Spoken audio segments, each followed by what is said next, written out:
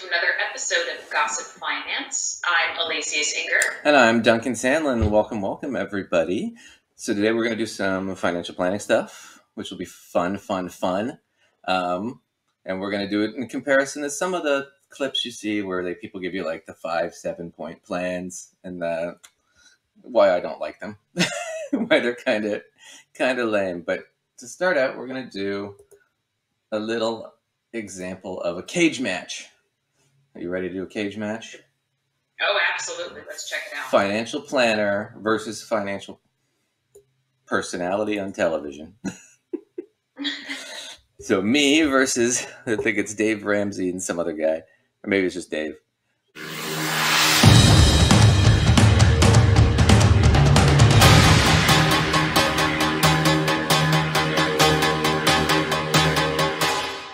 So right. We'll do it. That's right. Dave versus Duncan. That's right. Nerds in the cage. I'm going to financial plan them so hard as children will be born accountants. Monique is with us to start off this hour in Los Angeles. Hi, Monique. How are you? Hi, Dave. How are you? Better than I deserve. What's up? Okay, I'm calling because I finished baby step 1. Yep. It was saving my $1,000 summer emergency fund. And I'm trying to step into baby step 2, but I'm nervous because I'm such a saver. So I've been able to save up about $26,000. How much? $26,000. $26,000. Great. Okay. In what? Just in a savings account? Yes, it's just in my general savings account. And I have about $48,000 in debt, so 14 comes from my car, and about 34 comes from student debt. And I know I have the money to pay off the card, but I guess I'm just trying to figure out how do I step into that. I'm just so nervous about spending any of the money just because I want to use it as like a safety net in case anything happens. But I do know I need to hear it because get step 2 and just go for it. Gotcha. Are you single? Yes. And what do you make a year? $71,000. Good for you. Well done. What do you do for a living? I'm a counselor. Okay, good. Well, if you keep doing, counselor, you know this, what you've been doing, you're going to keep getting what you've been getting. Agreed? Yes. Okay. If you believe that, then when you're talking to one of the people you're counseling about trying a different behavior pattern, a different way to solve a problem than they've used before, but it's scary because they've never done it before.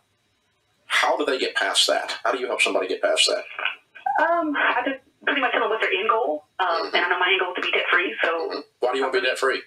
Because there's a lot of things that I want to do, and I want to start eventually setting up for a house because I'm getting around that time, and so I can't do that if I have this car loan just sitting there, and I have this money not really doing anything, and if I pay off all my debts, and I have more to invest, and then, to be able to Why would you want to invest more? Just for my retirement, and also be able to put some more stash away to get a down payment from a house. Okay. So I actually... All right, so I'm already going to guess... I'm going to guess that he's probably going to tell her that her why is not strong enough. Yeah. Well, let's do this. So, Lacey commenting on the side of the ring. What's Dave going to counter with? What's his opening strategy? I think his opening strategy is to have her understand that her why isn't strong enough to motivate her to wanting to get rid of the savings account in order to pay off the debt. I think it's going to be some sort of your why needs to be stronger. Yeah.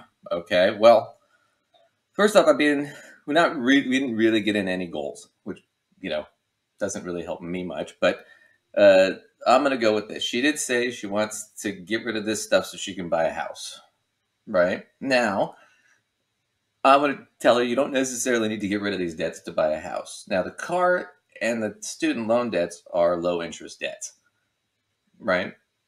Now, if this was like a credit card where she owed 18% on that, I'd be like, yeah, let's focus on getting rid of that, right? Because that's going to drain you out financially. But since it's a car, I'm guessing it's probably not more than 3.5% for somebody who she makes $71,000. She's single, right? She's a good saver, and her only other one was the student loan debt, and that's a low interest debt. Those are topped out right now at 4.9. So not terrible. I would say the strategy would be let's just get a plan to continue to save, right, for the down payment on the house. And then while we're doing that, let's take another chunk of money from that and let's throw it at the debt to try and get it down. But let's focus on maybe getting the debt paid off in 10 years or 5 years or whatever it is, as opposed to paying it off immediately. So, which is my guess of what Dave's going to do. So we can jump into that real quick. All right, let's check it out. All right. I gotta fix this because I keep doing it. All right. And you pay off the house someday, right? Yes. So could I correct you gently and say your end goal is not debt free? Your goal is to be debt free, so that your end goal is to build wealth. Yes. And so the shortest distance between you and wealth is to be debt free, so that you can use your income to get you a home. And see, now I would want to know what do you mean by build wealth? I would ask that question. What is wealthy to you? Right? Because it's not going to be the same for everybody. I mean, you can use your income to build wealth in your retirement funds, agreed? Yes. And so what's the shortest distance? Debt free, not a 2% savings account with security associated with it. Yes. But there is a bit of a tightrope here. Yeah. I mean, we're walking across the swinging bridge over the ravine because you're single and you've been broke before and it scares you. I know the feeling. I've been scared too. You know those swinging bridges? You know what I'm talking about? Yeah, I mean, Yeah. It's kind of how it feels when you take your whole $26,000 and you plunk it down on your car and your student loans, and oh my goodness, takes your breath away. You feel like you're I the feel like shortest. I would be falling with nothing underneath me. So is it that I just pay off my car? I mean, So she just hit the fucking nail on the head there. If she gets, he said, take 27, plunk it down on the car and the student loan. It's still not going to wipe out all the debt, right? So now she's in a position where her savings is gone, right? This is where I freak out as a financial planner with a client, because what happens? Okay, Monique, we're going to dump it all at the debt, right? And oops, you got sick or you broke your leg or something happens. You can't work for the next 3 months. Oh shit, the car broke down. I need money to pay for the car and you don't have it. So now what are we doing? We're taking out credit or we're borrowing money. So now we're creating more debt. And we're creating more debt. And well, I'm actually not really a fan of much of any debt, even low interest debt, to be honest. I'm definitely on team get rid of the debt. But then we're creating more debt that's at a higher interest rate, so it's debt that is going to pile up even faster than the debt you already had. So I mean, it's not the best setup for success here. No. And the strategy behind it that he's going to push, which because he always does, is if you get rid of the debt, then you have more money left over at the end of the month. You can save more, right? And that's going to translate to you becoming richer faster. That's his concept. What the problem is his concept is wrong. It doesn't. And I can show that, but I'd explain that to the client. All right. I'm going to throw out there that I'm a little surprised he didn't get into the why thing. Historically, when people have struggled to want to use savings or investments in order to pay off debt, he really gets into their motivation for why they want to be debt free. Yeah, but the motive here, so I'm actually a little bit surprised at him. But now, whether I agree with his strategy or not, I don't know. In any given circumstance, that might change. But at least by getting into the thing with the why, you get a little bit more into what the person's goals are too. And we didn't find out much from her about those goals. No, he skimmed right through it, and his whole thing is, okay, you want to build wealth. And then she brought up, well, I'd like to buy a house here. So, Duncan, would you say when you're doing a financial plan with somebody, understanding what their goals are and why their goals are is sort of critical to helping them to develop a plan? Because we're going to get into that in a second, but that's the most important step, is the very first one, right? Which is getting a sense of what is it we're actually trying to accomplish, right? And I'll get into that and some of the theory behind it, but we'll finish this real quick, and then I'll show you why I think it's bad, but... I have to pay off the car, but I wouldn't have enough to pay off the student loan. So should I just do the $14,000 in car and then do as much as I can to pay off the Okay, let me give you two answers. All right, answer number one is what I would do if I woke up in your shoes, and what we recommend in the Total Money Makeover book is throw the whole $26,000 at your dad. which would be pay off the car, have $1,000 in the account. That scares you to death. You can't even breathe with me saying it right now. Okay, I understand. I got you. I got your back. I'm gonna catch you when you fall. It's okay. So anyway, you're not gonna pass out too bad here on the radio. So you're gonna pay off the car, and then we would throw the other $12,000 at the $34,000 student loan, having $22,000 left. How fast you gonna pay off 22 if you're making 71? A year some change. How about 6 months? What the fuck? Yeah, it's $2,000 $2,000 a month does it in a year. How does he get that number? She's going to pay 34 down to 22, and then she's going to pay the 22,000 off in 6 months. That's insane. That's like 3,000, 4,000 a month. I mean, it would be phenomenal to be able to do that, but She doesn't make that much money. yeah. I don't know what the fuck. I can tell you this. I've been working on this for a while, boys and girls. We'll release this when it's done. It's probably gonna take another month or two, but I have a bunch of clips called "Financial Expert Dave Ramsey Fucks Up Basic Math." It's already 2 minutes, and they're just little like 10, 20-second clips of him doing shit like this. So this will be in there. You can pay that off in 6 months. No, you can't. That's amazing to me. He just talks right out of his ass. Here, $3,000 a month does it in 6 months. That's probably where you are. You probably 3,000. First off, 3,000 times 6 is 18. She owes 22 plus interest. So I don't know what. Once again, that's You're stupid. not doing anything else right now. You're not going out to eat. You're not going on vacation because we have a big goal. The big goal is to be debt free, so that we can buy a house, so that we can fund our retirement, so that we can retire with dignity and change our family tree. You got a big goal that's bigger than eating out or going on vacation right now. Agreed? Yes, agreed. Okay. So that's the answer. Is what I would do. Now, what are you likely to do? Because this is freaking you out. So I just did this real quick. So Monique left my office, right?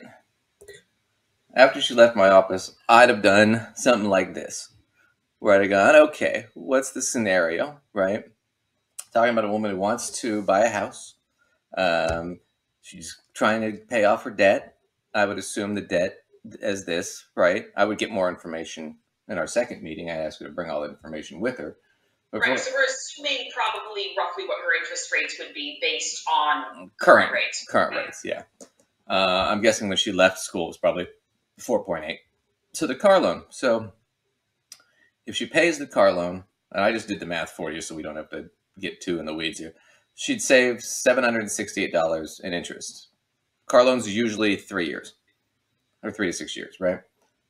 So she could get it paid in 3. She'd save $760 in interest, right? And then she pays $12,000 of the student debt with the remaining $26,000, right? So the 26, she's going to pay 14, get rid of the car, right? First off, I wouldn't have done this. This is Dave's plan. I would have been like, look, if you want to throw it at the debt, we should throw the 26 at the student loan because it's the higher interest. Right. I also wouldn't recommend that because it's going to kill our credit, but oh well.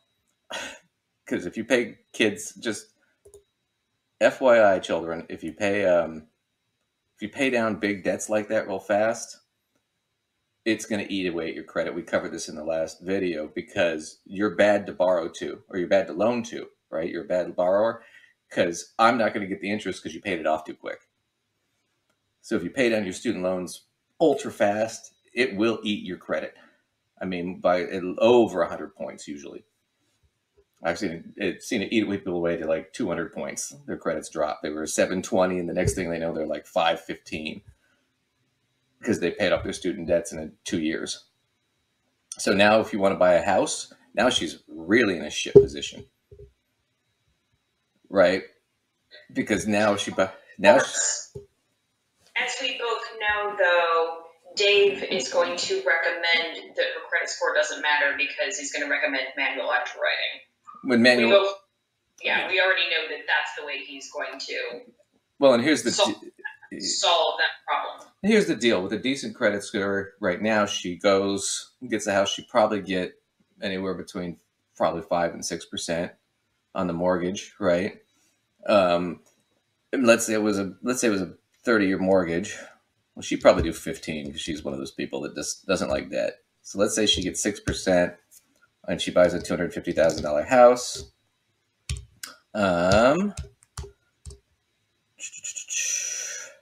So let's see.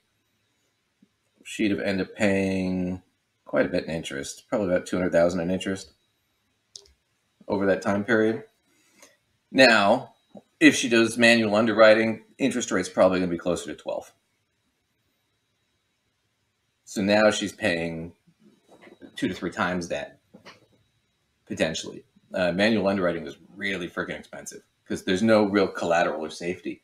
As where if you go get a regular home loan that's backed by the government, the interest rates are lower. Why? Because if it's backed by Freddie Mae and Fannie Mae and Freddie Mac, right? Then as a bank, when I give you the loan, if you fail to pay it, Uncle Sam's going to pay me back. So it's easier for me to sell it. It's easier for me to offload it. There's less risk. As opposed to if I'm manual underwrite it, it's just you. It's not getting backed by anybody. And what are you going to back it with? Your ability to work, your income? What if something happens to you? Much, much higher risk. Right. Right? It's the old-fashioned way of doing loans before the 50s. Yeah, nobody does that anymore. People do, but it's not smart. I'm just saying. So if her goal is to get a house, doing this method is going to screw her quicker. To pay this shit off too quickly is going to hurt her credit-wise. That would be my first argument, right? Plus, it's not an advantage. So she pays the $12,000 in student debt. Over 10 years of paying that debt, she'd have saved $1,851 in interest. So she saves about $2,500 plus $2,600 in interest payments. That's what she saves by dumping that $26,000 at it now. Okay? And then she pays the remaining student debt. You know, she pays $1,921 a month. I figured over a year because that's just doing it in 6 months is ridiculous. Plus, it's going to be tough because she makes $71,000, so her rough take-home pay is going to be about $4,675 a month. Oh, there I did it right here. $4,674 per month before the payment. So almost 40% of her money is going just to pay the student loan, assuming she can do that, and she's living on. Possible depending on living expenses, but we don't know that. Like we don't really know. Can she live on $2,700 a month? Any of that business either. Plus, is she likely to do that if she can't eat, have fun? She's just going home and staring at the wall and eating TV dinners. Plus, she sounds like a younger woman. I mean, she's single. It's like, well, you can't date now because you have no money. I mean, come on. But yeah, so the whole thing is she'd save $4,553 in interest over the 10 years. So her total savings in 10 years would have been $7,100 over 10 years. So about $700 a year, right? So that was one thing, okay? But she has to give up her savings and her safety net, which means she's going to be in deep shit for a while until this all gets paid off and she can save money back. A simple counter argument, not that I've had the opportunity to make an actual plan, but just a simple counter plan here, is she just pays the debt off over 10 years. So the car pays off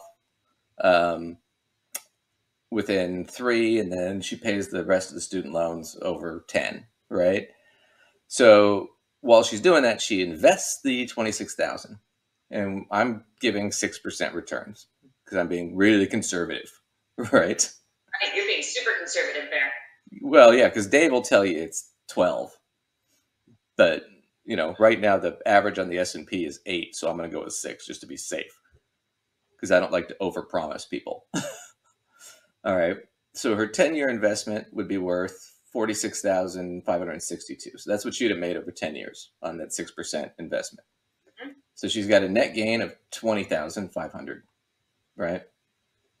So she's net $13,390 more than Dave's plan because she has to pay the interest, but she netted $20,000 over the $7,000 in interest she paid. Right? So this was a better strategy. Okay? and she doesn't have to give up her safety net. So she has that money if something goes wrong. And she's still getting it all paid off in 10 years. Right. And furthermore, if something does not go wrong, she actually nets more money. Right.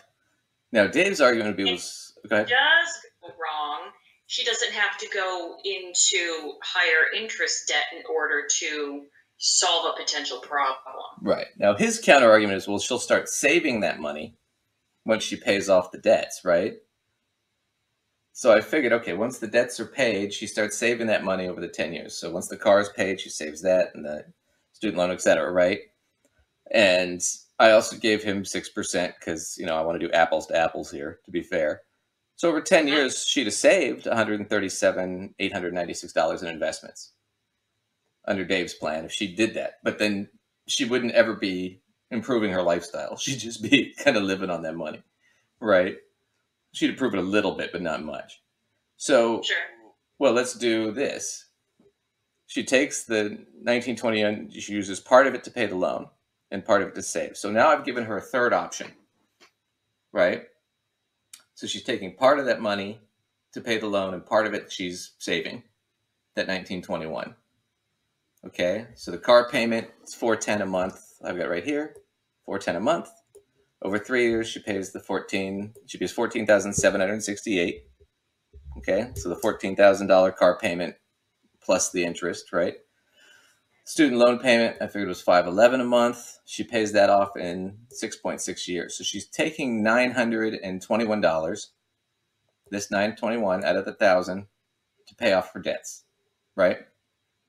She's going to take $500 a month instead of this extra grand. She's going to take $500, and she's going to invest that savings over the first 3 years while she's paying off the car, right? So now she has an extra $500 a month, more than Dave's plan, so she can, she can have more fun and enjoy her life, right? So just to clarify this, I am giving Dave a huge bonus here because under my third plan, instead of her throwing all the money at it, I'm telling her, use an extra $500 a month on yourself. Go have some fun, go to the movies, hang out with friends, save that up for a couple months, take a trip, blah, blah, blah. But you have an extra $500 a month. So your quality of life doesn't have to fucking be, you don't have to just be going home and staring at the wall or watching. And eating hot ramen. Right, or watching Lifetime or whatever the fuck it is. You can actually go out and have some fun. Right? So you're not freaking miserable over the next 3 years just to pay off this debt. Especially if you're a younger person. I'm sorry, you're not going to get your 20s or your 30s back. It's better to eat some of the money. Because it's like, oh, yeah, but old you is going to appreciate it. I'm like, yeah, but old me is going to be too old to fucking use it. So... You want old you and young you to have a good life. Right, yeah. Right, so... I'm rich, but I'm 70. Meh. Doesn't really do much. So she takes $500, and then after she pays off the car, she takes that $410 she was paying on the car. She adds it, so now we're paying $1,000 towards the student loans, right?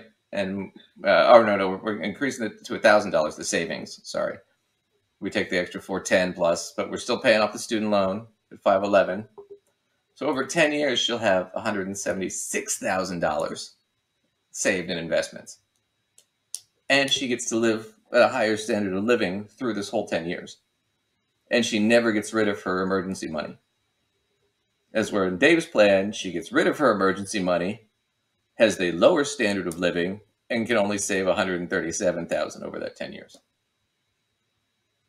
So I kicked the shit out of him by almost $40K. And it's better for the client overall. Well, and there's a quality of life factor.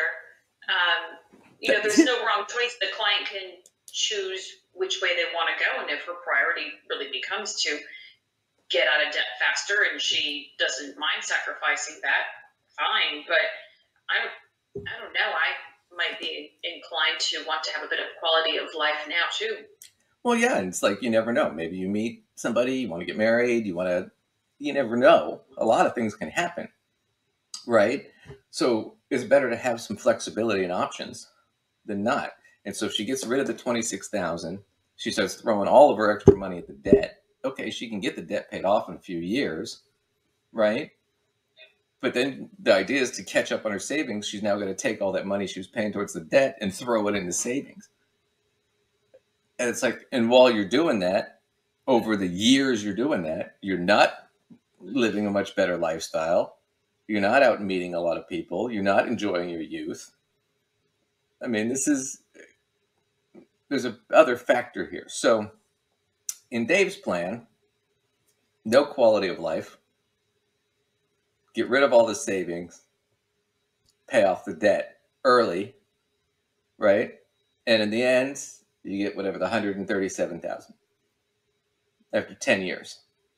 My plan, 10-year plan, alternative plan that I slap together. This is not like an in-depth financial plan. This is just me slapping shit together over 5 minutes. But my plan, higher standard of living because you have extra money every month.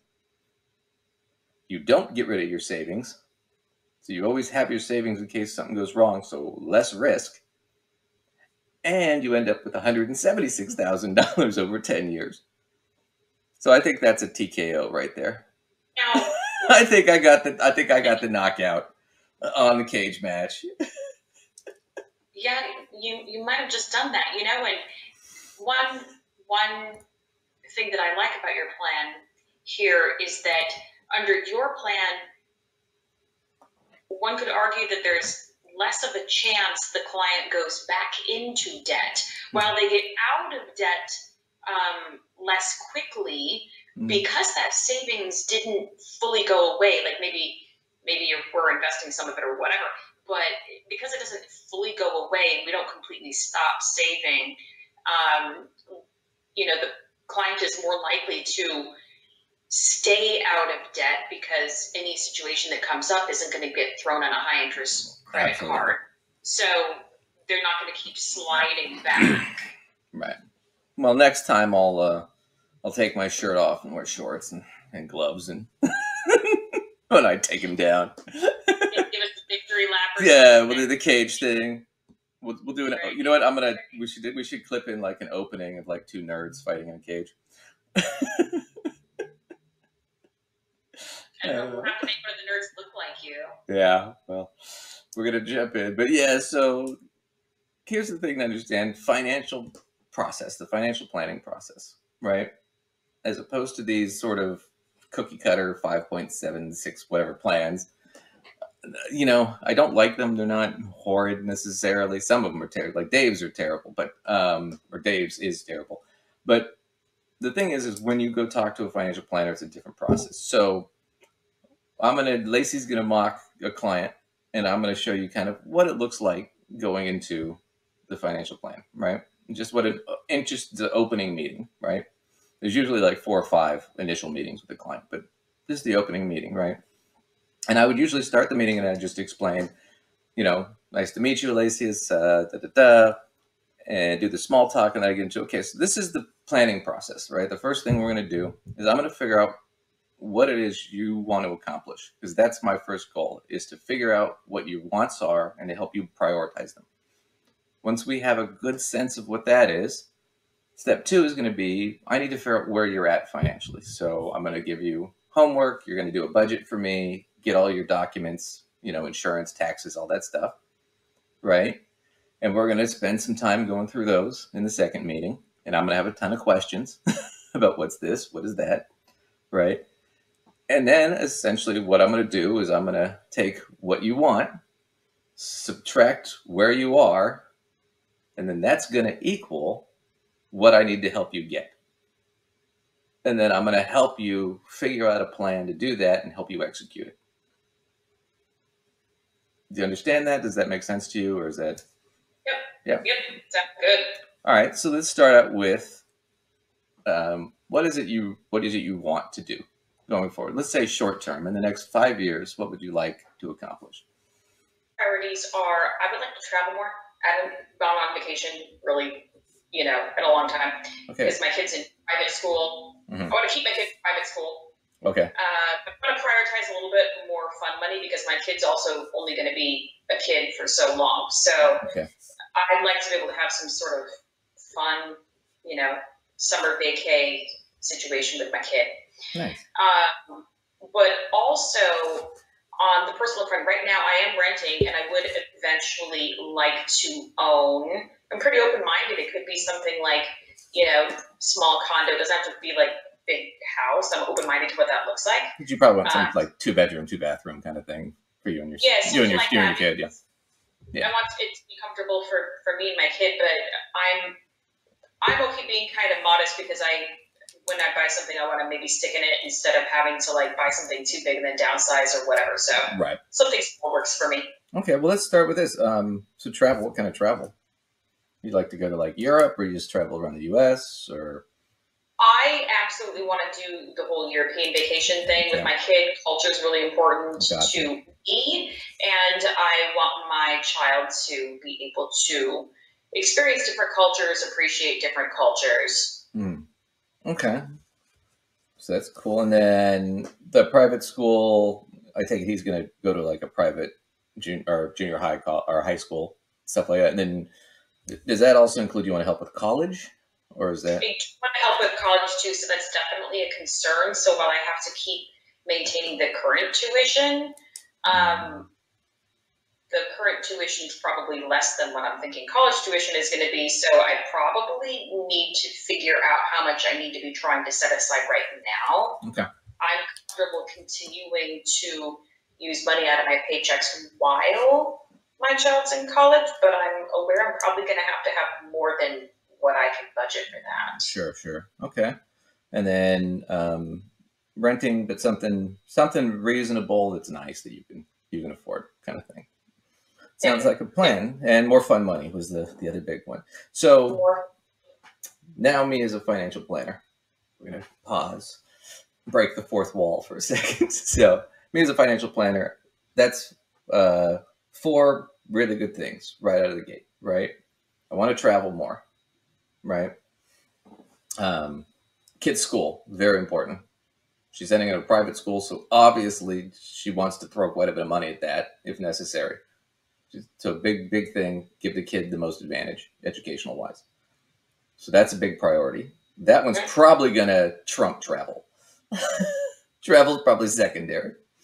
Renting to own, she doesn't want to rent anymore. She wants to own property. That's a good position because she'll start making equity. She'll own the place. It'll help her in the future. So if she wants to move or get a bigger place or whatever, she'll have that better options because she's making money on her property as opposed to renting where that money's just gone, right? So I would put that as on a short term, that would probably be one of the biggest priorities, right? Medium term, vacation and stuff. And then the kid's school, that's more of a long-term goal because we're talking probably about 10 years, depending on the age of the kid. But I'm assuming the kid's probably 10 or under. So there's that. Now, I would then get into things like retirement and stuff like that going forward, just to start that conversation. But when you're talking to somebody this young who they've got decades and decades to go, that retirement conversation is going to change dramatically when we rehab it 10 years later, right? Because it's like, well, I'd like to retire when I'm 35 and be a multi-billionaire. It's like, okay, we can put it on the list, but I'm not going to bank on it, right? So next thing I would try to do is sit there and go, okay, well, Lacey's, I think renting is getting rid of your rental place and owning should be a priority. Your kid's already in private school, you're paying for that, but we can also look at college savings. I think that's a big one. And the travel and vacation stuff, I think the biggest issue is you want more fun money. If you had a better situation on your money, right, is what I'm sort of getting, then these things might all be very, very easier to do, right? I mean, otherwise you wouldn't be talking to me if you had it all figured out, right? So just to be sense, where kind of how much do you make a year, just average? 83,000 was my income last year. Nice. That's before tax, I'm guessing. Yeah. And then, do you have right now? You're renting. You have a car. I'm assuming. Do you have any debts, like student debts or anything? I've got some credit card debt. Okay. How much? 27,000, and it's across 6 different cards. Okay, please. 6 cards. So I'm guessing that's pretty expensive every month. Yeah. Yeah. So that's probably something we should look at jumping on right away. Do you do a budget now? Kind of. I'm not really the budgeting queen. I use my online banking a lot. I go onto my online banking and I make sure money is there. Like, I don't ever end up getting fees or anything like that because I always check my mobile banking and stuff like that before I make purchases. Do you have a lot of money though? I mean, how much at the end of the month do you have typically?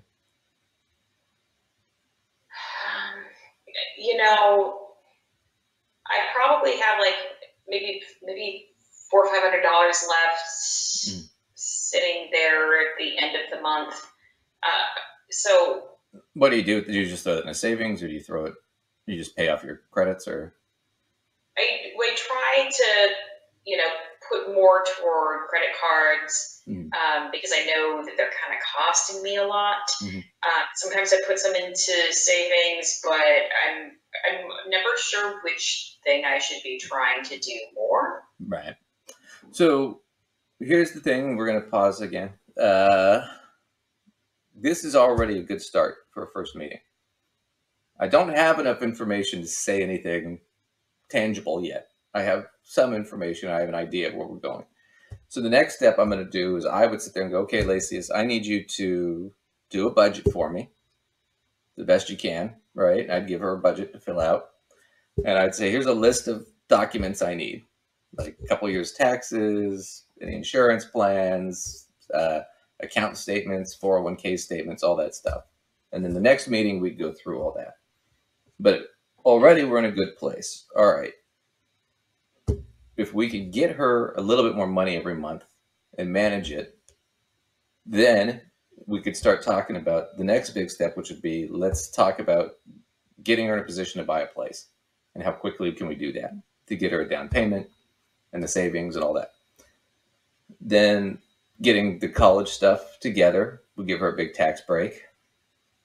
And then my next step would be like, okay, now that we've got that, we can start building some savings every month while we're paying off the debt. And now we're in a good position where it's like, yeah, maybe by next year she could save up $4 or $5 grand and they could take the trip to Europe.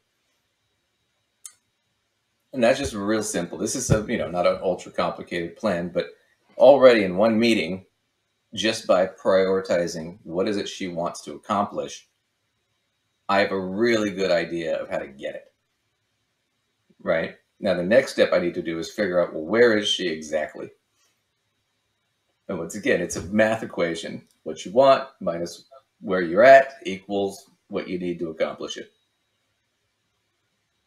And that's I imagine it's probably pretty common that you see people coming in that when they do have money that is left over at the end of the month, they're not entirely sure where it's best used. Like they don't. Well, they more of a specific plan to know where they should be allocating that. A lot of times when people are like, "Well, I usually have $400 or $500 at the end of the month," and then what you find out is, yeah, they did, but they spent it because it's $400 or $500 in cash. So it's just like, oh, I can afford to do this. Right. Which is fine. It's fine if that's what you want to do. But once again, it's that's the difference. And that's why, like, if you do a 7-step plan or something, it doesn't address what is the person trying to accomplish. Right. Which went back to our example with Monique. What was the big concern that we got was, I want to buy a house. And what did Dave do? Dave said, get rid of your savings, right? Which is a potential down payment on a house. Get rid of that. Pay everything off early to reduce your credit score, which will make it harder to get a house at a good interest rate. and then start saving. So now you've put her back years from achieving her goal. 26,000 right now. She gets her debts under control. She could be purchasing a house by next year. Well, and if she's got 20-some thousand right there, depending on how much house she's trying to purchase, that might be half of her down payment right there. Yeah. She could probably get a nice condo if she had 15,000 to throw at it. You know, right. But that's my point, is Dave has taken her further because he's following his little steps. He's taken her further from the only goal she mentioned. Okay, well, technically, she also said she wanted to be debt-free, but we didn't learn much more about that, so we don't really know. She wanted to be debt-free. Behind that. She wanted to be, she said it. She wanted to be debt-free because she wanted to buy a house. That was the only thing she brought up. That's why she wanted to be debt-free. Debt-free is not a want necessarily in the higher sense, because there's got to be a reason behind it. Like, I want $1 million. Yeah, but why? Just to look at it. Nobody freaking says that. Maybe some people do, but you know, we're not all Scrooge McDuck. We don't want a big swimming pool full of money just to swim in, right? No, I imagine people come in to make an appointment with you, and they, you know, say they want to grow wealth and they want to be wealthy, but they don't necessarily give you what they want it for, which would greatly alter what you would tell them to do. Absolutely. I want to grow wealth. Why do you want to grow wealth? Well, I'm a single guy in my 40s, and I want to buy a boat and a really nice place so I can hit on younger women. I mean, I might be like, okay, a little sleazy, but that's what he wants. You know, I'm not here to judge. But now I know. So what is wealth to you? Wealth is, I want to have these few things, and I want to have this sort of financial flexibility.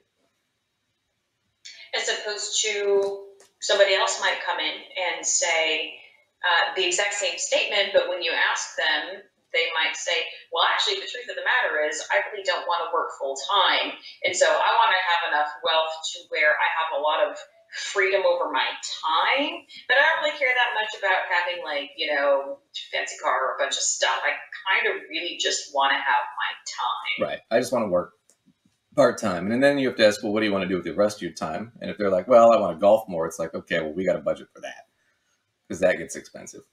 Right.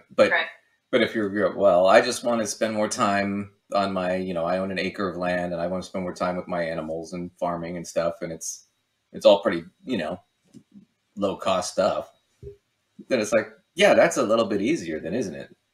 But that would be then their definition of wealth, is I want to have the money that I don't have to work all the time so I can spend more time on my property.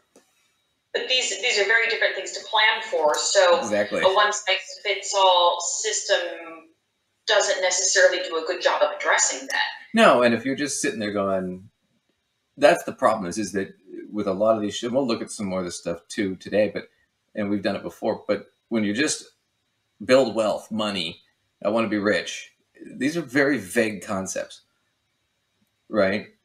And I think a lot of what happens in the finance industry, especially in personal finances, you get kind of caught up in the money, right? And the idea is that I'm trying to, you know, make the most money.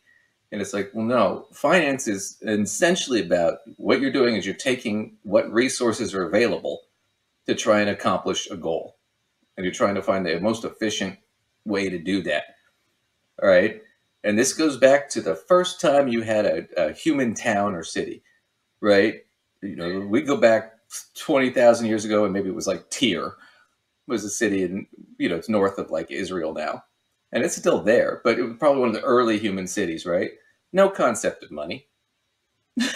Wouldn't have been invented, right? No concept of finance, but it's like, okay, we've got to feed the soldiers. We've got to feed the farmers. We got to feed the fishermen. We got to feed the townsfolk, right? We got to distribute the food. We got to distribute the cloth for clothing. We got to distribute the tools for weapons and all that stuff, right? You got to have some nerd sitting there who can count, going, okay, we got X amount of stuff. This is how we're going to distribute it. There's always got to be that guy somewhere. That's the finance guy, the accounting guy, right? But back then it wasn't about the money. It was about, we just don't want people to starve. We want to keep the city intact, right? We don't want people rioting because they're hungry, right? But it wasn't, at that point, it was still finance, but it wasn't about the money. It was about distributing the resources, right? So if you get back to that sort of basic concept of what is it that these people want? What are they trying to accomplish? How do I get the resources that are available to work for them? Then it becomes a much easier thought processing task. I mean, it's still complicated, but it doesn't have to be brutal. And just, if you're doing this by yourself at home, start with really sit down. What do I want? And then what's the most important? Because it might be with Lacey's example, I sit there and go, well, because of your budget and stuff, you might have to put some of the travel shit on hold. Because that's the least important priority on your list. In which case, she'd probably say, okay, fine. If it gets me the first two, I have more money and I can save and I can get a place that's my own. She might say, yeah, I can put shit off. Right. But the most important thing, understand what your goals are. Next important thing, understand where you're at. And then the last part is you just got to figure out, well, how do I take where I'm at and make it where I want to be? That's where the magic happens in finance, is that last step. But if you're just doing it on your own, just start with that. Because if you just start, it's just about save and build wealth, right? You're like Dave, you missed the whole point. The whole point is she wanted to buy a house. That was the big thing that she mentioned. We knew nothing else about her because we didn't really delve into it, but that's where I would start with. Okay, you want to buy a house? That's priority number one. Then no, we shouldn't be getting rid of your savings because that's your fucking down payment. And it's saving you from, like, if you get injured or you're in risk or something like that, right? Why would we get rid of that? 2, no, don't start paying shit off super early. It's going to kill your credit. Buy the house first. Then you can do that because it won't fucking matter when you sign the mortgage. Right, you already have the house. Right. So, yep. So yeah, so that was that. Do you have anything else you wanted to add to that segment, or just? No, let's go on. Yeah, but I thought that was a good start. So let's do round 2. Are you ready for round 2? Absolutely. Nerd fighting. So, what round 2? Nerd fighting. Okay, I haven't seen this one yet, so we're gonna watch this one together. It's another Ramsey one. I don't know who this is. We're gonna find out in a second.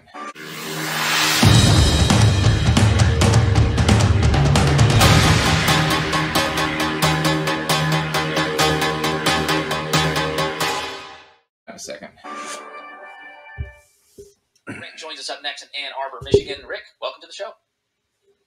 Oh, thank you so much for having me on.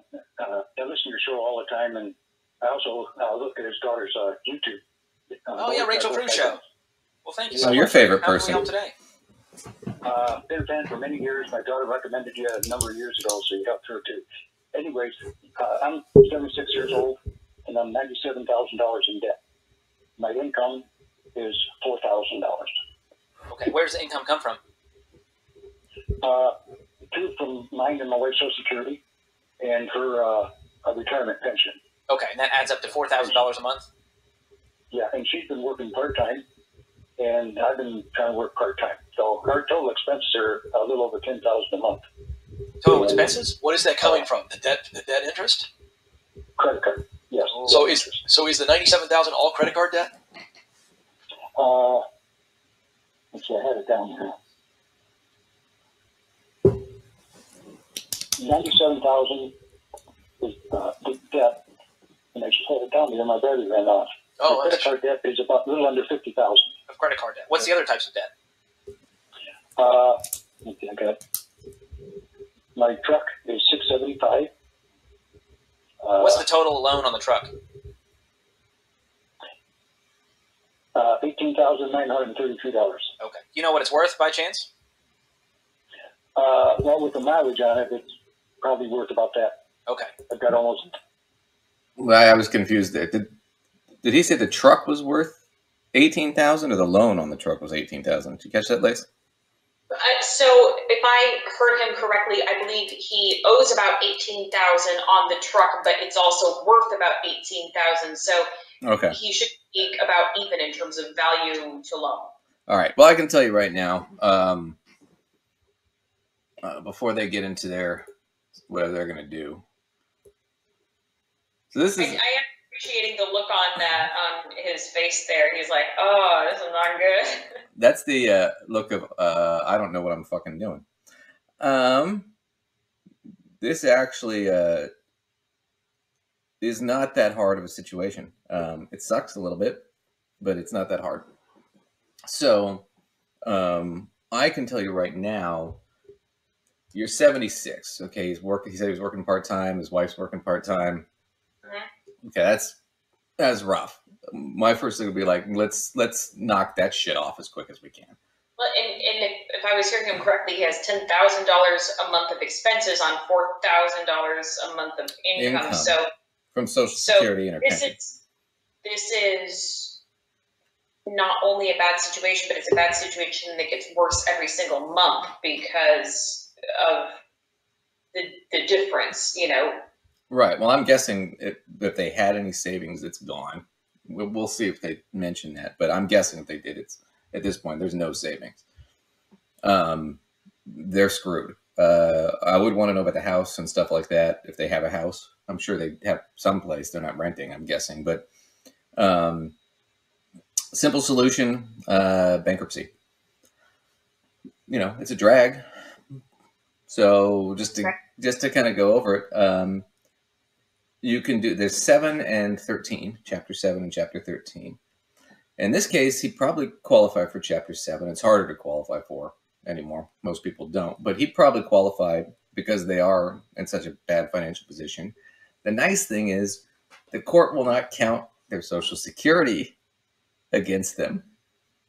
Right? So it's not counted as income in a chapter 7. So largely it would be their 2 part-time jobs. And his wife's pension. And the small pension. Which would be put them way under the poverty line.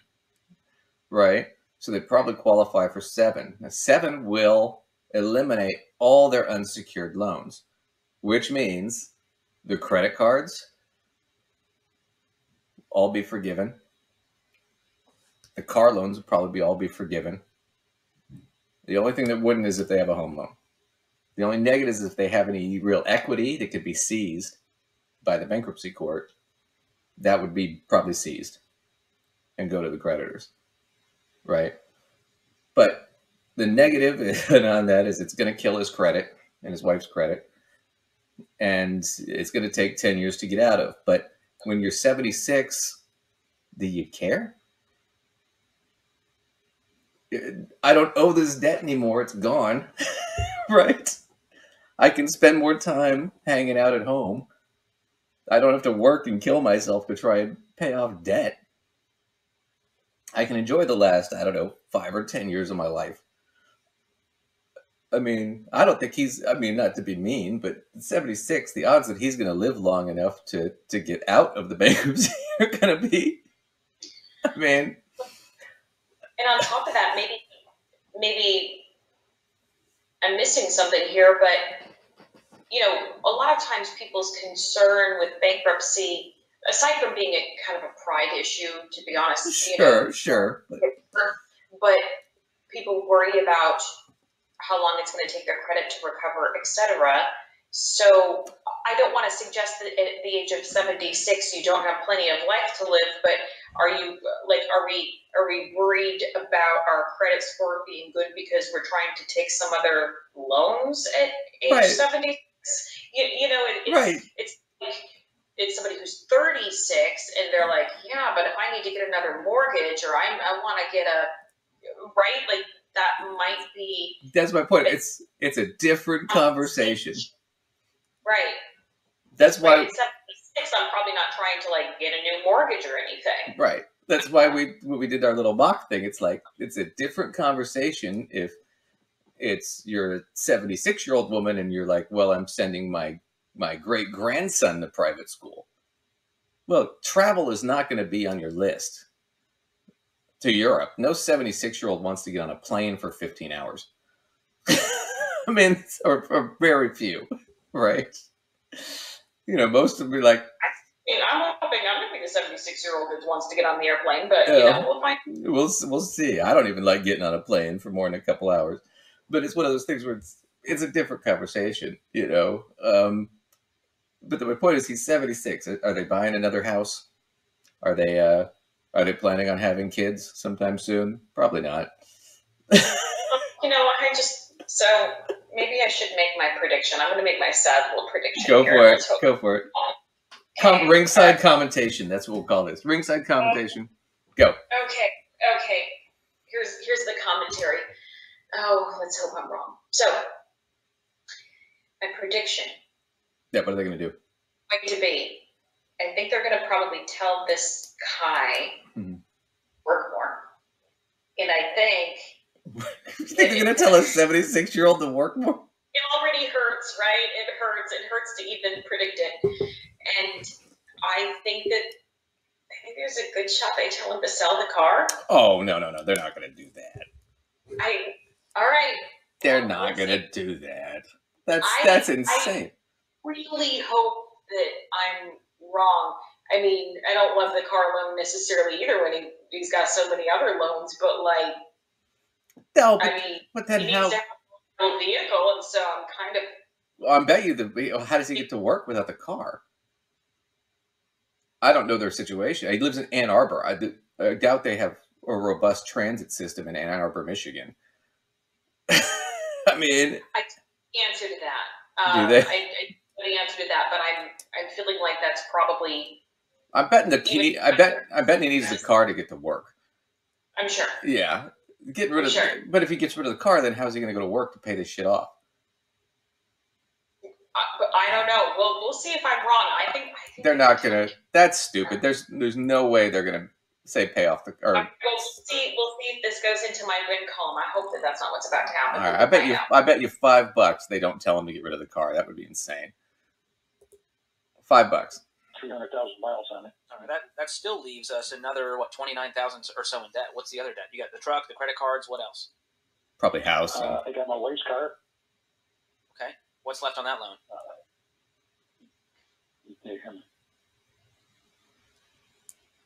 Is it more than the truck? $3,092. Oh, okay. And there's still a whole bunch left there. On top of that, George, you got to walk you through the debt snowball. We got to figure out these cars as well. Yeah, Rick. Number one. Oh my fucking god! It's not gonna be fun or easy, but these cars need to go. Oh fucking god! Did I call it or did I call it? Oh shit! Now I owe you $5.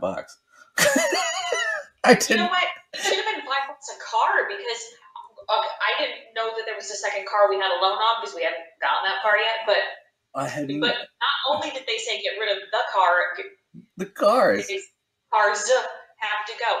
See, but how are these people going to work? This is insane. This is fucking insane. Are we walking to work, or is it we're getting rid of them and we're getting junkers? And I'm kind of cool with like the 20-some-year-old with the junk car, but I don't want my 70-some-year-old grandparent in the junk car because I don't want. I mean, like if the thing gets stranded on the side of the road, what is my 70-some-year-old grandparent? Are they walking however far to whatever place? Right. I don't know.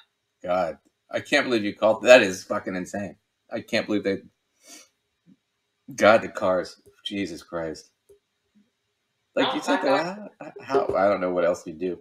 All right, hang on one second here. Come on, baby. There we go. A little delay there. All right. So get rid of the cars. Jesus fucking Christ. Kind of reversible debts you have on this list because we can't sell the credit card debt back to the company, but we can sell these cars and potentially get out of a chunk of this. My truck I use for work. So I called that. What are you doing for work? I haul recreational vehicles.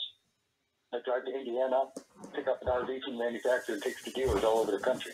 But any truck can do that. It doesn't need to be a $20,000 No, you can't. truck, right? What? Well, it has to be a big truck. I've got a Ford F-350 and diesel. That's what they I do understand that. I think the bigger issue is what's a better line of work for you, where we're not It's having. very difficult because I've got extreme health problems. I've had 2 different cancers. I've had heart bypass. I've had carotid bypass. But hauling all this equipment across state lines, that feels like a heck of a lot of work for a guy in your shape then. Well, no, I'm just driving. I can do that. Fuck. All right. Well, And then my wife, she needs hers for work. Well, I still think we need to sell these cars and get cheaper versions that we can pay cash for. That's the bottom line. Mhm. There's not a lot of wiggle room here. We're not going to make triple the income. What? And let me ask a follow up here. What? Sorry, go ahead. With what cash? We need to get cheaper cars so we can buy cash. Well, I mean, that's great, but what cash? They don't have any money. They're getting money to the tune of $6,000 every month. So where are we finding this cash to buy these cash cars that we're getting rid of our current cars for? Well, plus we just hit I'm sorry, we just hit a fucking minefield of problems that they totally skipped over. And I'm telling you right now, if you ever do this CFP coursework or any of this like intense financial planning coursework, and somebody mentions I've had cancer before and I have multiple heart problems, if that's not the biggest fucking priority on your financial plan, is making sure that you keep your client's health and they have the right care and you can afford that. If that's not the biggest thing on your plan, they will flunk your ass. Like, well, the guy wanted to travel. Yeah, but he's got to have fucking health insurance first. I mean, it's like the guy wants to pay off his debts. Yeah, he can do that when he's fucking dead. You idiot. Well, they haven't told them to work more yet. That's a part of my prediction. They have not yet told them to work more. They might. Shit, I didn't think they'd fucking go for the cars. That's insane. They went for the cars. Now, is it get rid of your car and work more, even though you can't get there? Even though you're 76 years old? And can't get there because we sold your cars. Oh my god. I wish we don't. Oh, I'm glad we didn't watch this early. This is fucking a nightmare. Rick, is the $4,000 a month income that includes the Social Security plus you and your wife working part-time jobs? No. Okay, so it's more than 4,000. Yeah. What's we've been scraping up to 10,000. Okay, so you're saying you have 10,000 monthly expenses. So you're making up the gap of $6,000 with your part-time work together? Yes. Okay. All right, that's a little bit different. Well, actually, I'd say it's not. Mine is really not part-time. Yeah. I go all the time. Okay. All right. The picture has changed. For a couple weeks. And, yes. Well, wait, how's the so picture change? $10,000 a month together. So now the question is, how can we get? We've got to reduce expenses. Yeah. I mean, I want you guys to be able to retire. Isn't that the goal? To not have to do this? How do you reduce expenses when it's all fucking dead? This is fucking nuts. Okay. You're getting close. They haven't said work more, but they're basically saying continue to work full time. Yeah, they might be also kind of hovering around that idea.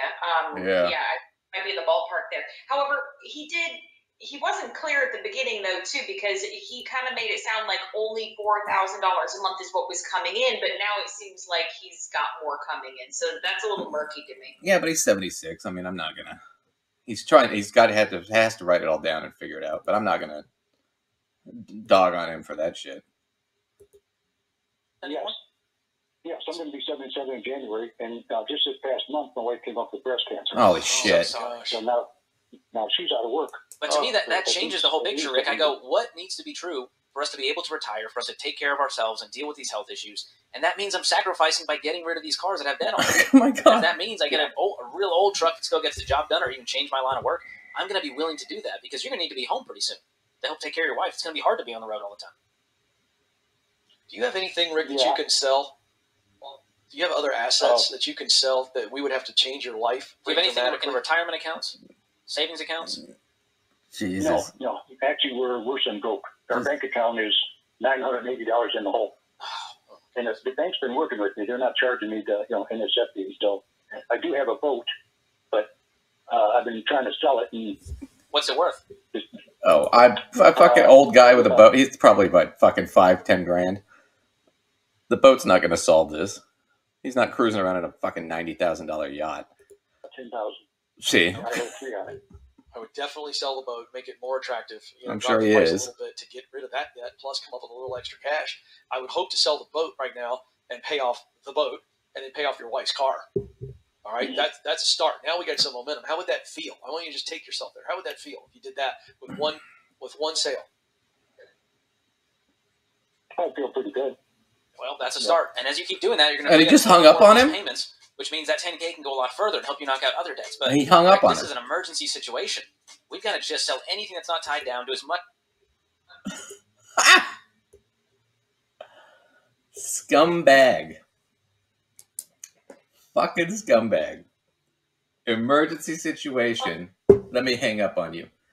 Okay, well, I don't know if I'm necessarily on team scumbag per se, but I don't know why we're breezing over the bankruptcy thing. Like, I don't love them either, and I'm very reluctant to think people should do them, but like 76 years old, and there's like the whole cancer thing, Well, probably medical bills going to be showing up and whatever. Like, in their defense, they did not consider bankruptcy.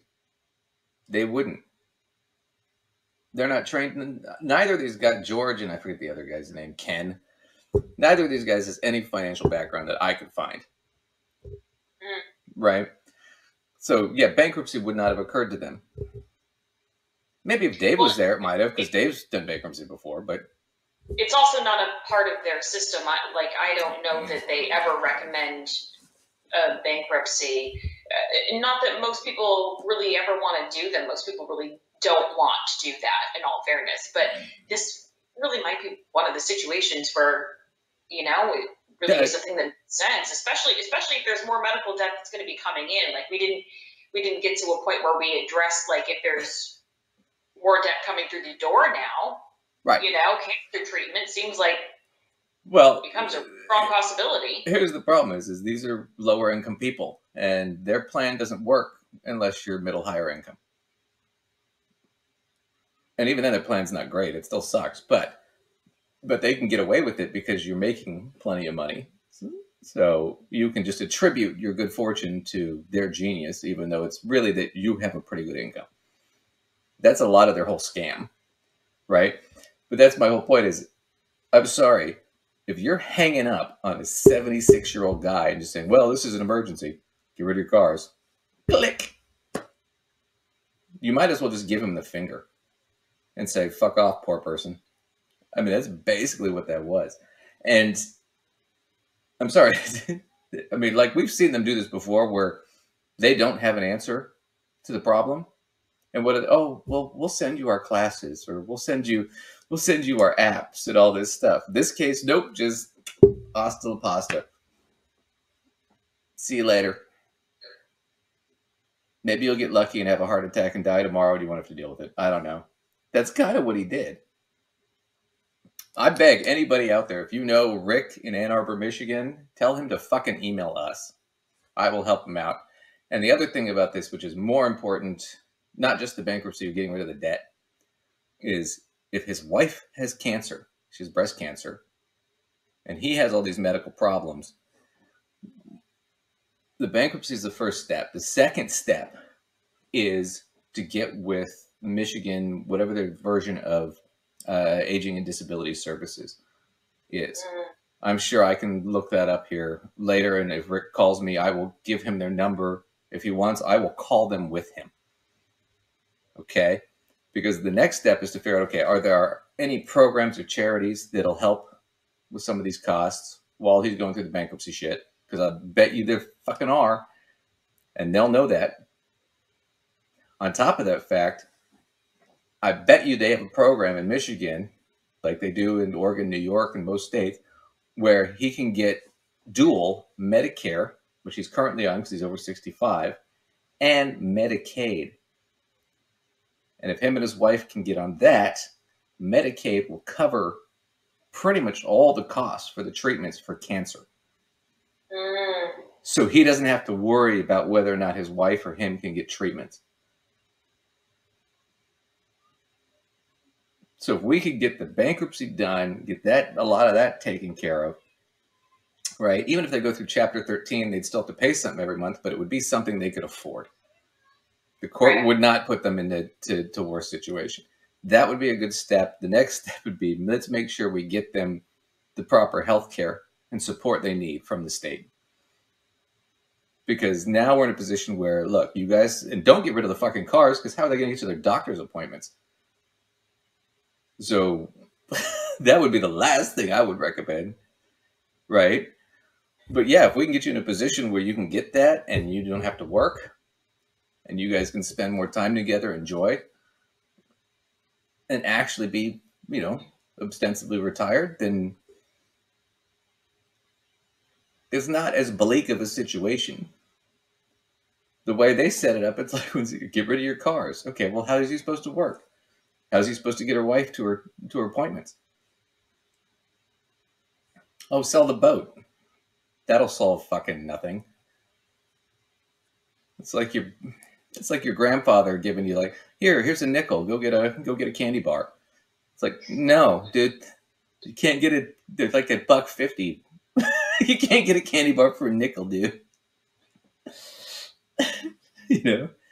Here's a $10 savings bond for you to go to college. Thank you. Well, it's already trying to get rid of the boat anyway. Like, that was already kind of on his agenda, so that wasn't new. He was already, currently trying to sell it, but I'm sure it's just darkening his driveway at this point. I mean, right. That was horrific. I can't believe that. That'll be a fun clip, though. You called it. They did technically ask him to work more. So, God. Yeah, that one was a little bit less of a direct hit because they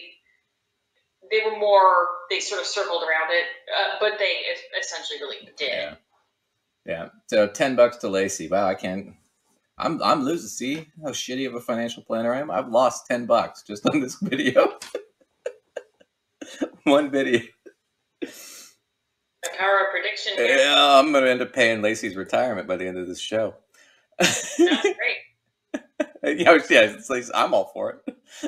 I'll take your money, sucker.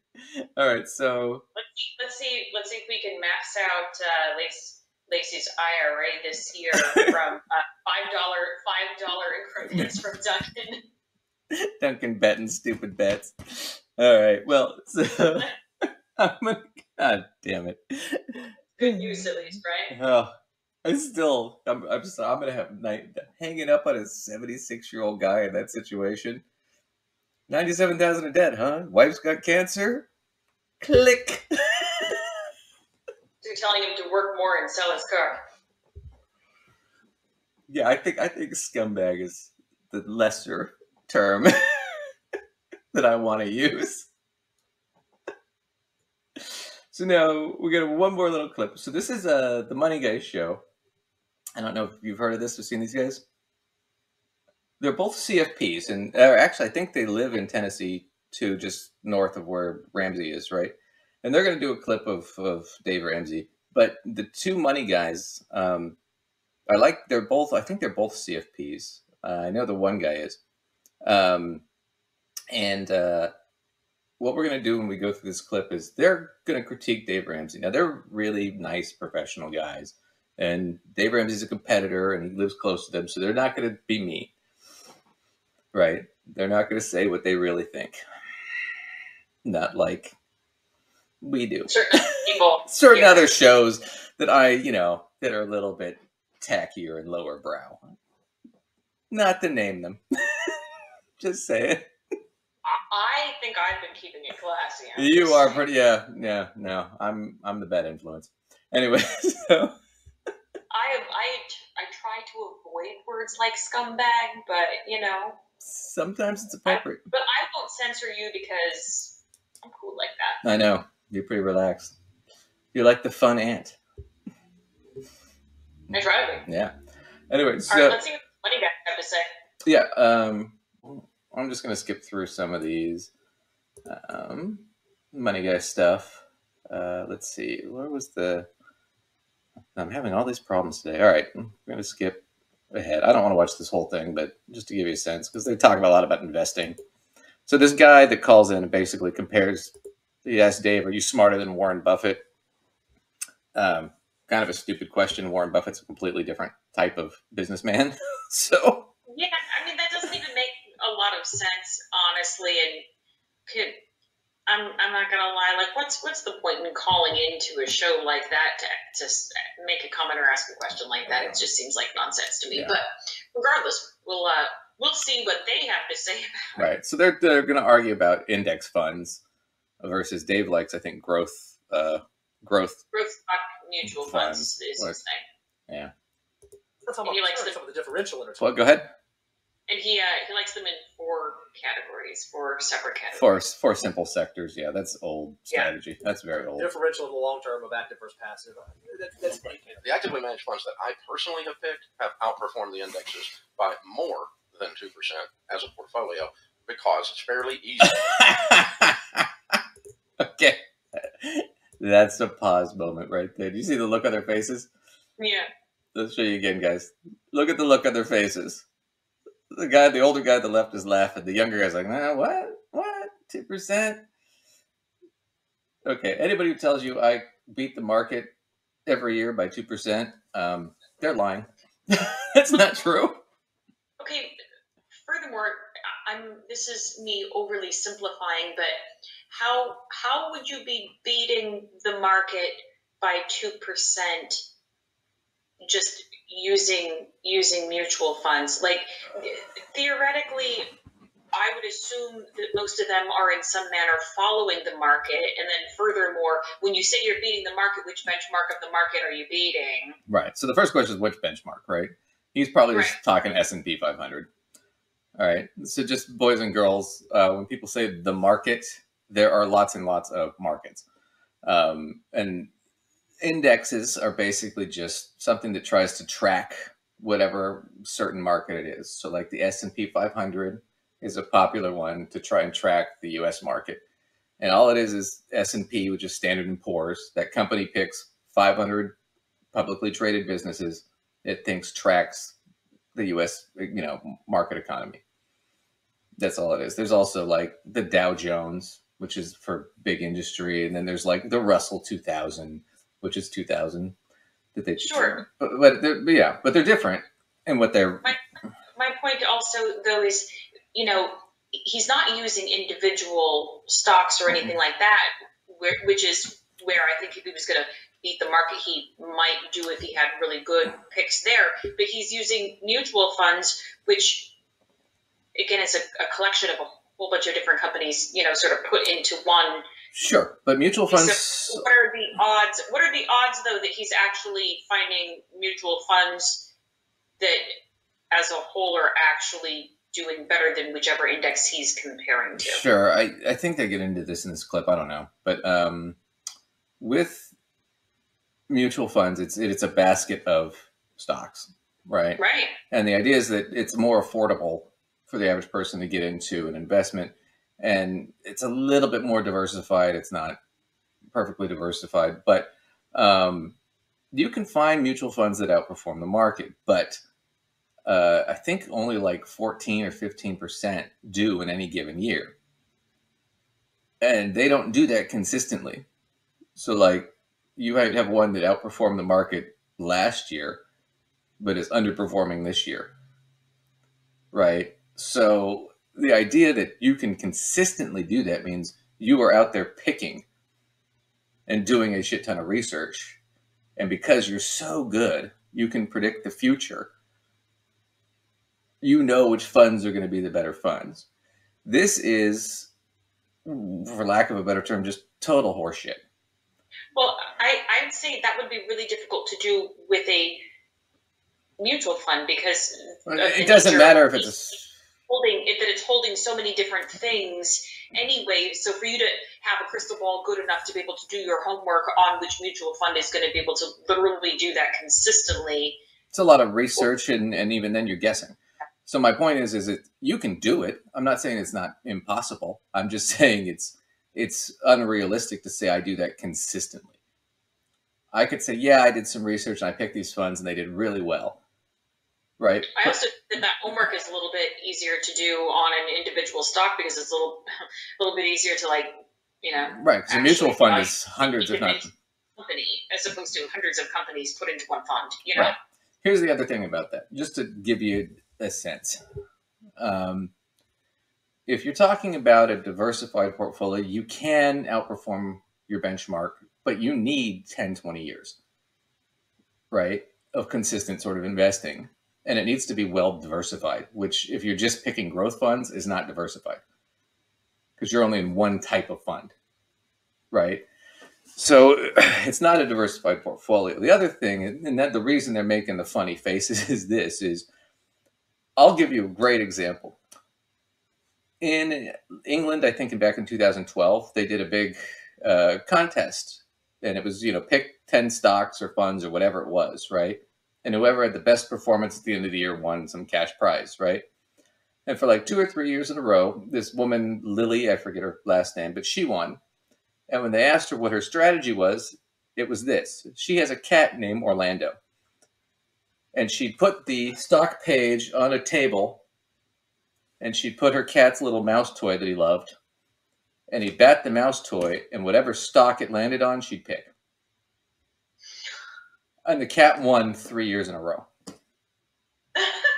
Outperformed some of the best financial minds in the world. You know why? Because when you're talking about investing, the idea is you're trying to anticipate the future, which nobody can do.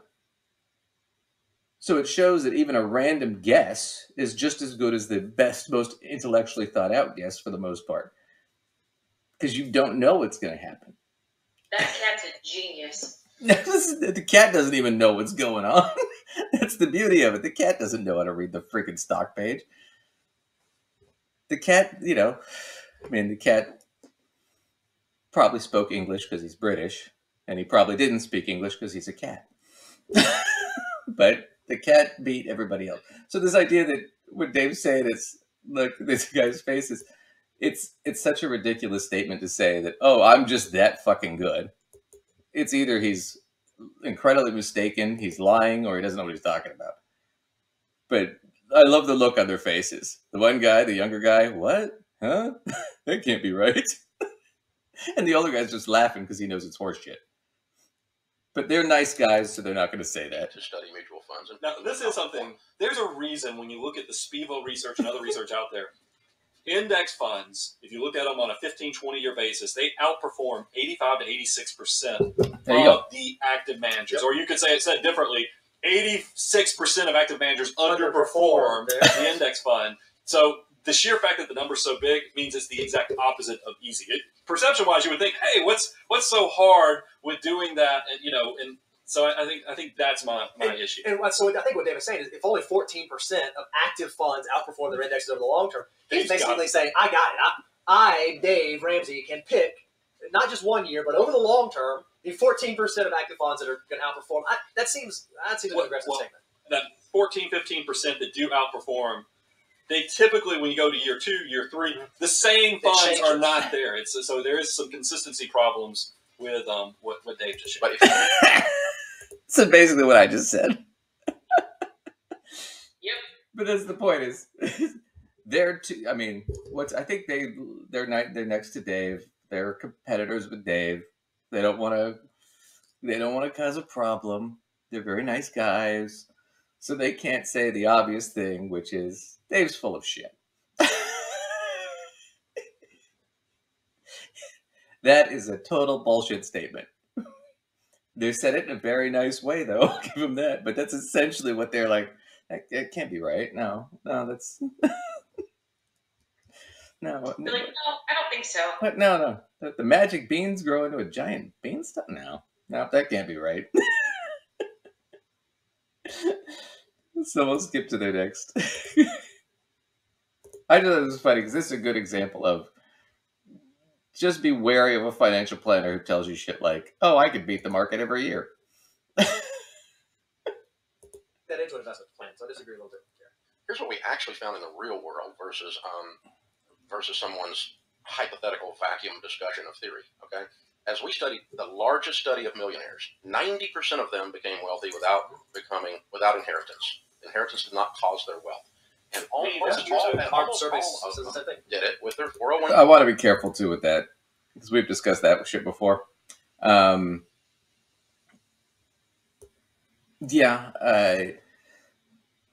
You could say that, for example, Donald Trump, before his father died, right, didn't inherit any of his wealth. Didn't inherit it because his father was still alive. But his father gave him, 200-something million, 400 million, whatever it was. But he didn't inherit it. Right? I see your point. I didn't inherit my wealth. My parents just paid for all my education, bought me my first house, and got me my first job. But I didn't inherit the money. You see? So while technically true, it's perhaps a misleading statement, or it just leaves a lot out. Well, it's self-serving. So like even they said, well, we did our surveys and found the same thing. It's like, yeah, but how accurate are your surveys? And how much of the questions are designed to make you look good? Well, and maybe just not asking the right questions, because that can still be a true statement that most of them did not inherit. But what are the other factors that are not just behavioral? Like, are there other manners in which a lot of these folks were they initially set up in a stronger way than people who do not end up being millionaires, or not? I don't know the answer to it because I don't think those questions were asked. Well, the answers to it are, social scientists have figured out the answers to this, and a lot of it has to do with where you're born, who your parents are. That's just the reality. I have a master's degree. Okay. My father has a Juris Doctorate. My mother has a master's degree. What were the odds I wasn't going to get a graduate degree? They're fucking next to zero. I grew up in that environment. It was almost inevitable, right? The odds that I was going to go get a professional kind of career like finance. Both my parents had professional jobs. What are the odds that wasn't going to happen? How much of that is just me doing it on my own fucking will and grit versus I had a lot of fucking help. I had people who knew how to do it showing me how to do it. Once again, it's one of those things where, however, though, if I'm, trying to sell my, 5-point, 6-point financial plan, right? I can't tell you that because then you're not going to buy it, right? Because my plan isn't what made you rich or made these people rich. It's their circumstance. Your plan doesn't come with a new set of parents circumstances. Yeah. If you buy my plan, you'll grow up in Hollywood with wealthy parents. There you go. But see, they can't sell that because if they sell that, right, with their studies, and they say, oh, well, our study found out this, then what it does is it disproves my 6-point plan or 5-point or 7-point, whatever it is, right? It just proves it, right? So you can't ask those questions because, all right, it's like the oil industry. It's like, well, is the environment really getting worse because we're burning fossil fuels? Can we be certain of that? Do I want to hire a scientist to prove that that's the case? No, it's against my bottom line. But that's kind of, they're in the same boat Dave's in on that one, but it's kind of a hypocritical. Oh, yeah, anybody can become rich, just follow the right plan. Okay, with actively managed funds. Now, some of the funds actually underperform the S&P, and some of them overperform the S&P. Dave is right. The majority do reach their $1 million status, 7-figure status in their retirement plans. It's also Ramsey Solutions. I'm going to tell this out. That's horseshit too. That's not horseshit, it's true. But most of those retirement plans, you're not running them. Your employer is. So this idea that you can do it all on your own is just nonsense. Anyway, I'll skip forward to the last little bit here. Let's see. Where did they say another crazy thing? Probably around here. It's okay to just be the market, because when it comes to investing, time in the market is way, way, way more valuable than trying to time or timing the market. I've been doing what I've been doing for 30 years, Chris, and it's made me a multi-millionaire. And I invest in actively managed growth stock mutual funds that outperform the indexes across the 4 types we teach. I actually invest. That's horseshit too. Okay. I do what I say. I invest how I say. Blah, blah, blah, blah, blah. I'm worth hundreds of millions of dollars, mostly in real estate investments, which are not market investments, are they? That's not. Those aren't. He does have real estate, although he does tend to say that on his show too. I mean, that obviously was not the highlight there, but no. He admits to holding quite a bit of real estate. He does like that a lot. Sure, but that's my point. Is it's not how he became rich, and it's also not how Warren Buffett became rich. Warren Buffett became rich by buying and selling companies, right? Not by investing in the stock market. Right. You know, you don't really become. You potentially could become rich by doing that. You also got to remember too, the other thing with Warren Buffett, which we know Dave Ramsey and those guys hate debt. Warren Buffett is like the king of leverage. And, you know, he was lucky to grow up with fairly wealthy parents. That's how he became rich, was he was able to borrow millions and millions and millions of dollars to invest. Mm-hmm. And then he'd cash out the investments, pay the money back, and borrow millions more and do it again. Right. But he didn't have to be right all the time, because if I've got $100 million to invest, I only have to be right 10% of the time, and I'm still killing it because I have plenty of leverage to throw around. Right. I mean, that is a good point. I only have to be right once. It's the same thing with, like, you know, a record producer. I've got 500 acts, but I only need one Lady Gaga to pay the bills. I only need one Taylor Swift. The other 499 can, you know, end up on the street, and it doesn't affect me. That's just a different strategy, right? So, a little bit of nonsense, but here is the whole fucking enchilada, the whole point. So this guy here is going to spill it all for you. Has done it through active management. But then we know index funds from our own experience of helping people navigate how to create wealth. And this is the great thing about money in general. If you start young enough, start building the habits, you too, whether you're doing active, whether you're doing index, you'll do it. I mean, you'll make wealth, because that's why I talk about the concept of 88 times over, is that every dollar you can invest when you're 20 years of age has the potential to turn into $88. My guidance to everyone is do the basics like Dave talks about. Get out of debt. Don't be, a servant of the credit card industry and all those things, but do try to maximize your army of dollars growing for you. Save early, save often, make it a consistent, automatic habit. If you heard, we're talking about this idea of 88 times over and how powerful one. So that's the conclusion. Very basic stuff. As long as you're saving, right? And save early is better, right? And you're paying off your debts, you're probably going to be okay. So do I need to spend thousands of dollars on their books and their financial plan and their... He has to say it because he's a CFP. He can't. If he lies, he'll lose his license. So he has to be careful about what he says. But that's the point, is at the end of the day, get a good sense. What do you want? How do I... Well, go with a plan and a system that works for you.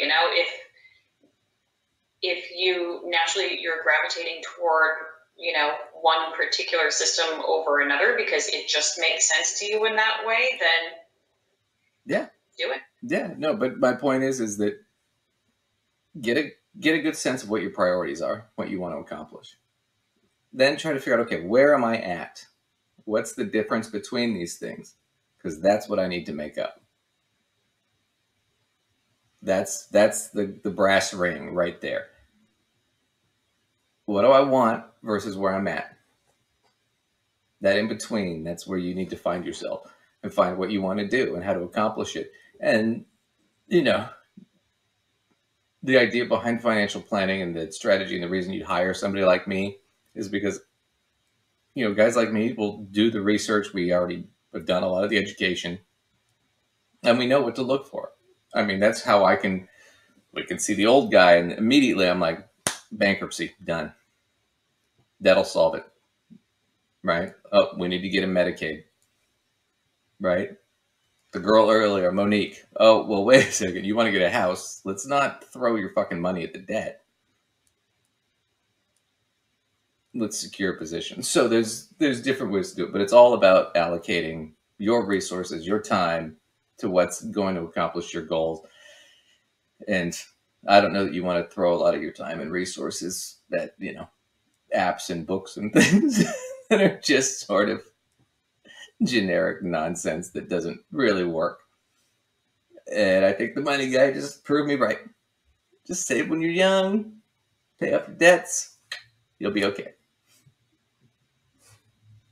There you go. You don't need the big complicated spiel. You don't need to buy my fucking 200-page ghost-written book about just do these 7 things and one day you'll be a millionaire like me and Warren Buffett. Because you won't.